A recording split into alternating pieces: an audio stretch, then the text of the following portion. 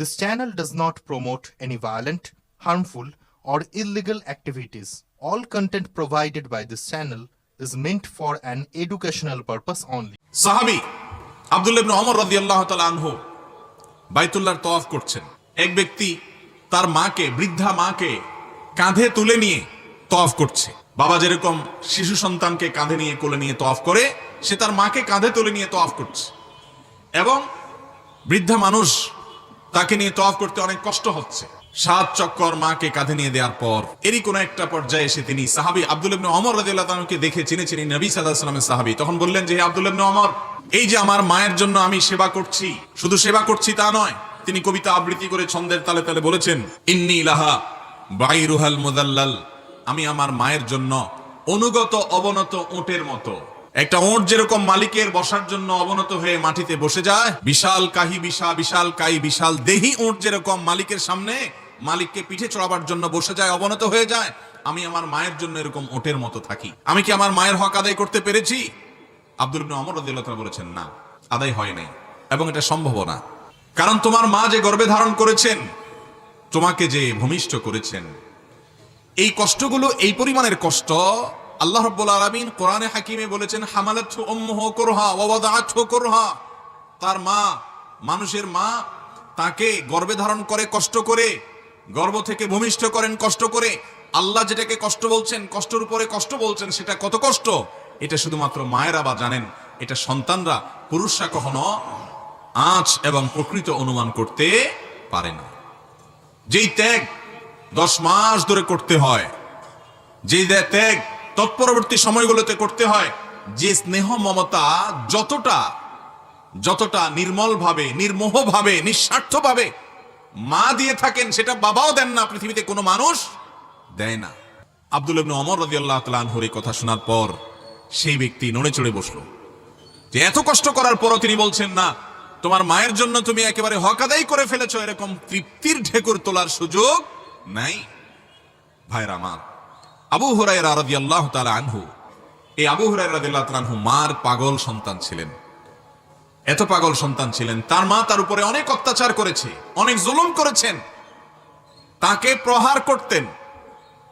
তিনি তখন রীতিমতো অ্যাডাল্ট, একজন বড় মানুষ, প্রাপ্তবয়স্ক। মায়ের সামনে ছোট শিশু যেরকম থাকে, এই অ্যাডাল্ট মানুষটা নিজেকে সেভাবে নিবেদন করেছেন।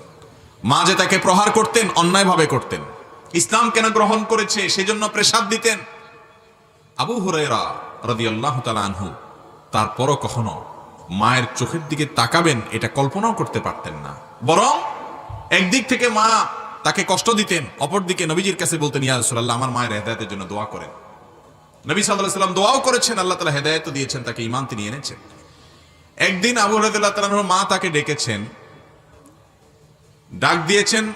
আবু হুরায়রা রাদিয়াল্লাহু তাআলাকে নাম ধরে, হে অমুক, ওনার নাম আব্দুর রহমান ছিল, আরো অনেকগুলো মতামত ওনার নাম নেই, কথার কথা আব্দুর রহমান এরকম ডাক দিয়েছেন মা।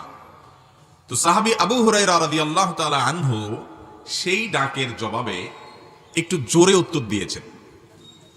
মা যেই ভলিউমে ডেকেছেন, ছেলে আবু হুরায়রা রাদিয়াল্লাহু তাআলা আনহু জবাব দেওয়ার সময় ভলিউমটা তার চেয়ে বেশি হয়ে গেছে, মা আসছি, জাস্ট এটুকু। এটাকে তো আমরা দোষের কোনো কিছু মনে করি না, বা করার কথা না। মা ডাক দিয়েছেন যতটুকু আওয়াজে, ছেলের জবাব দেওয়ার সময় একটু জোরে আওয়াজ হয়ে গেছে, মানে মায়ের ডাকেরটার চাইতে ভলিউম বেশি ছিল। এরপর তিনি নিজেকে ভৎসনা শুরু করলেন, আত্মশাসন শুরু করলেন, নিজেকে নিজে এবার তিনি শাসন করলেন যে আমি এটা কি করলাম। মায়ের ডাকের চাইতে, মায়ের আওয়াজের চাইতে আমার আওয়াজটা একটু বড় হয়ে গেল। আল্লাহ যে কোরআনে কারিমে মা বাবার প্রতি সদাচরণ করতে বলেছেন, এটা তো সদাচরণ হলো না। মা বাবারা অনুগত থাকতে বলেছেন, এটা তো সেটা হলো না। তাহলে কি করতে হবে? এটার প্রায়শ্চিত্ত স্বরূপ তিনি দাস দাসী মুক্ত করা থেকে নিয়ে তৎকালীন যুগের আর্থিক ইবাদত, আল্লাহর রাস্তায় দানের ক্ষেত্রে সর্বোচ্চ যে ত্যাগ, এ যুগে কাউকে মার্সিডিজ গাড়ি দান করে দেওয়া, লক্ষ লক্ষ টাকা দান করে দেওয়ার মতো তখন ছিল দাস দাসী মুক্ত করা, দামি অ্যাসেট ছিল। এই কাজটা করে তিনি প্রায়শ্চিত্ত করেছেন যে মায়ের আওয়াজের চাইতে আমার আওয়াজটা কি হয়ে গেছে, বড় হয়ে গেছে। মুহতারাম হাজিরিন, ঠিক একইভাবে আব্দুল্লাহ ইবনে আব্বাস রাদিয়াল্লাহু তাআলা আনহু, তাকে জিজ্ঞাসা করা হয়েছিল যে বাবার প্রতি যে সদ আচরণ করার নির্দেশ করা হয়েছে, এটার অংশ হিসেবে কিভাবে চলতে হবে। তিনি বলেছেন, তোমার বাবার সামনে যদি কাপড় ঝাড়ো কাপড়ে ধুলাবাড়ি লাগছে, এটাকে ঝাড়ো, তোমার বাবা সামনে বসা আছে, তাহলে তুমি বেয়াদব সন্তান, কুলাঙ্গার সন্তান। তুমি তোমার বাবার হক আদায় করো নাই, বেয়াদবি করেছো, নষ্ট করেছো, তার সামনে শুধু কাপড়টা ঝাড়া দিয়েছো।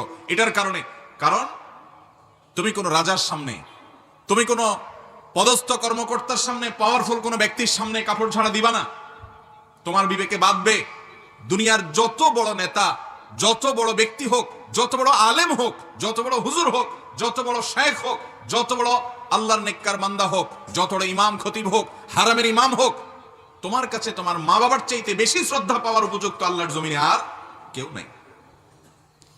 আবু হুরায়রা রাদিয়াল্লাহু তাআলা আনহু, তিনি এক ব্যক্তিকে দেখতে পাচ্ছেন যে সেই লোকটা আরেকজনের সাথে হেঁটে আসছে। তিনি থামায় বললেন যে তোমাদের একজনের সাথে আরেকজনের কি সম্পর্ক, অর্থাৎ তোমরা কি কেউ কারো কিছু হও কিনা। তার সন্দেহ হলো। তখন ছেলে বলল যে উনি আমার বাবা। তখন আবু হুরায়রা রাদিয়াল্লাহু বললেন, তোমার বাবা? তুমি শুনে রাখো, যদি এই লোকটা তোমার বাবা হয়ে থাকে তাহলে কখনো তার নাম ধরে ডাকবে না, আর তার আওয়াজের উপরে কোনো দিন তোমার আওয়াজ হবে না। তিনি যে আওয়াজে কথা বলবেন তার চাইতে বড় আওয়াজে তুমি কথা বলবা না। তার চাইতে বেশি উচ্চ আওয়াজ তুমি যদি কথা বলো তাহলে তুমি বাবার কুসন্তান, এবং এর জন্য কিয়ামতের ময়দানে ওই যে বান্দার হক নষ্ট করেছো তুমি, সবচেয়ে বড় হক বাবার হক, মায়ের হক, সেটা তুমি নষ্ট করেছো, এই জন্য তোমাকে জবাবদিহি করতে হবে। তার চাইতে কখনো জোরে যেন আওয়াজ না হয়। বাসাতে, বাড়িতে, ঘরে যখন কথাবার্তা হবে, বাপের আওয়াজের চাইতে তোমার আওয়াজ যেন বড় না হয়, এটা তোমাকে খেয়াল রাখতে হবে। আর কখনো কোনো জায়গায় হাজির হয়েছ, তোমার বাবা চেয়ারে বসার আগে তুমি বসবা না। বাবা বসবে, তারপরে তুমি বসবে। আর যদি কখনো একসাথে চলো তো কখনো বাবার সামনে দিয়ে হাঁটবা না, তুমি পিছনে থাকবা, তোমার বাবার সামনে হাঁটবে, এবং এমন ভাবে হাঁটবা যে যে কেউ দেখে জিজ্ঞেস করে না লাগে এরা বাপ সন্তান, দেখেই বুঝতে পারে উনি বাপ উনি সন্তান, তোমার আদব থেকে, তোমার লেহাজ থেকে, তোমার ভদ্রতা থেকে। মোহতারাম হাজরিন, অথচ আল্লাহর জমিনে এই মা এবং তারপর বাবা, এই দুটি মানুষ হলেন আমাদের সবচেয়ে বেশি সম্মান, শ্রদ্ধা, এহতেরাম, ভদ্রতা, শিষ্টাচার, সুন্দর আচরণ, বিনম্র ব্যবহার, আমাদের শ্রদ্ধা সহ সব আনুগত্য এবং বিনয় পাওয়ার হকদার এই দুটি লোক। তাদের হক কি আদায় করবেন? নাম্বার 1, তাদেরকে শ্রদ্ধা করবেন আচার আচরণে। ওই যে বললাম, প্রজা যেরকম রাজার সামনে থাকে, দাস যেরকম মালিকের সামনে থাকে, আপনার অফিসের সর্বোচ্চ বস কর্মকর্তার সামনে যেরকম থাকেন, তার চাইতে বেশি বিনয় অবনত হয়ে শ্রদ্ধায় নিজেকে তুচ্ছ করে তাদের সামনে থাকবেন। আপনার মা পৃথিবীর সবচেয়ে বড় রানী আপনার কাছে, আপনার বাবা পৃথিবীর সবচেয়ে বড় রাজা আপনার কাছে। শুধু রাজা আর রানী না, দুনিয়ার যত আলেমকে শ্রদ্ধা করেন, যত হুজুরকে সম্মান করেন, সমস্ত হুজুর পরে আপনার কাছে সবচেয়ে বেশি সম্মানের হকদার কে?